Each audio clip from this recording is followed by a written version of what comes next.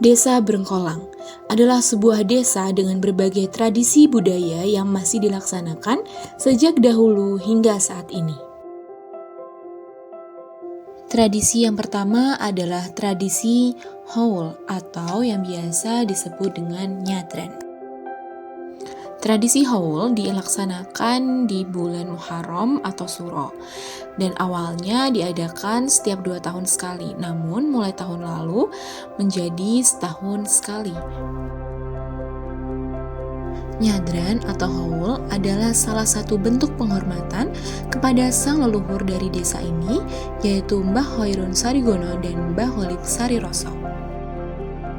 Pada tradisi ini, masyarakat tidak hanya bersih-bersih pada area makom saja, namun mereka juga membaca tahlil dan yasin kepada arwah sesepuh yang telah tiada. Tujuan utamanya adalah apa yang diberikan kepada masyarakat desa Brengkolang menjadi salah satu rasa syukur masyarakat desa ini.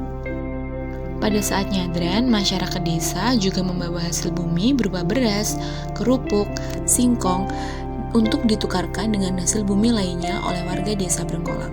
Selain itu, ada pemotongan kambing di area makom, lalu kepala dan kakinya akan dikubur. Kemudian pada akhir tradisi terdapat makan bersama dengan menu berupa nasi kebuli yang juga dibuat oleh warga setempat.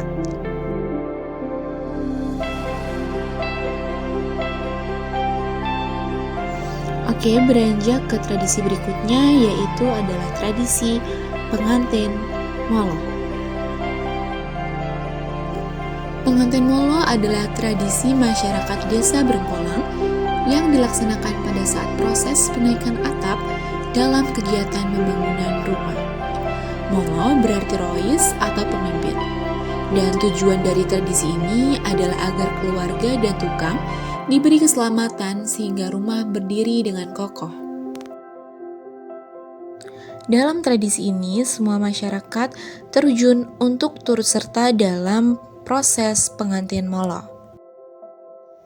Berikut merupakan salah satu proses dalam pengantin molo, yaitu masyarakat memasukkan koin ataupun beras ke dalam kantong yang berwarna merah dan putih, yang kemudian tiang ini akan dinaikkan ke atap dari rumah yang sedang dibangun. Tradisi ini dilakukan dengan mengadakan syukuran atau hajatan serta mengundang seorang sepuh sebagai pemimpin tradisi. Tahap dari pengantin molo adalah diawali dengan nyoblek batuan atau peletakan batu pertama yang disertai dengan pembakaran menyan dan pembacaan doa, kalimat tauhid, serta sholawat nabi. Ada beberapa keperluan yang digunakan selama syukuran pengantin molo. Yang pertama ada makanan yang digunakan dalam tradisi munggah molo, diantaranya ada bubur, jajanan pasar, kupat, lepet, lemper, dan lontong. Kemudian ada juga bunga yang digunakan dalam tradisi ini. Ada beberapa jenis, diantaranya ada bunga kantil, melati, mawar, kenanga, dan sepatu. Kemudian ada juga bendera merah putih dalam tradisi molo yang memiliki makna kecintaan pada tanah air. Berikutnya ada payung yang memiliki makna melindungi dari mara bahaya. Selanjutnya ada hasil bumi, misalnya kelapa dan juga pisang. Yang ini terlihat dalam gambar. Kemudian ada juga kantong dalam tradisi pengantin molo yang digunakan untuk menyimpan uang. Mari kita beralih ke tradisi berikutnya, yaitu tradisi metik. Tradisi metik atau syukuran padi adalah tradisi turun-menurun warga desa Brengkolang yang dilaksanakan dengan tujuan pengungkapan rasa syukur kepada Allah Subhanahu wa Ta'ala atas keberhasilan panen. Tradisi berikutnya adalah tradisi nyadran mata air, yaitu mata air Kalimaron dan Patraguna yang ada di desa Brengkolang. Tradisi nyadran adalah tradisi tahunan di desa Brengkolang yang dilaksanakan tiap tahun pada bulan Muharram atau Suro.